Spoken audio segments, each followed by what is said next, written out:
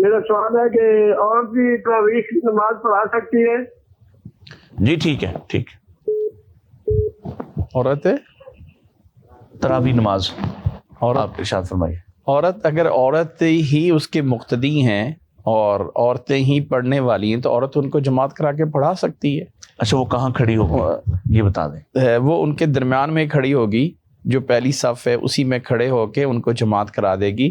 اور جو تراویح نفل نماز ہے، اللہ کے نبی صلی اللہ علیہ وسلم کی وہ روایت جو اپنے اہل گھر والوں کو امامت کرا دیتی تھی بچیوں کو، تو اس طرح کر کے کرا سکتی ہے۔ نفل نماز یا فرض نماز بھی؟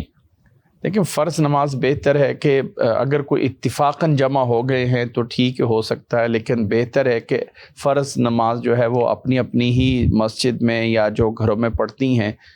اب میں اس بارے میں ڈاکٹر صاحب سے پوچھنا چاہوں گا، اس بارے میں ڈاکٹر صاحب سے پوچھنا کیونکہ یہ سوال پوچھا جاتا ہے بہت زیادہ۔ دیکھیں ہم پابند ہیں نبی اکرم صلی اللہ علیہ وسلم صلی اللہ علیہ وسلم بے شک۔ تو نفل نماز کا ثبوت ملتا ہے، ٹھیک ہے جی، فرض کا ہمیں یہی ثبوت ملتا ہے کہ خواتین جو ہیں مسجد میں آتی تھیں جنہوں نے باجماعت نماز پڑھنی ہوتی تھی، جی، اور وہ آ کے مسجد میں ہی نبی کریم صلی اللہ علیہ وسلم کے پیچھے نماز پڑھتی تھیں اور پھر وہ پڑھ کے چلی جاتی تھیں۔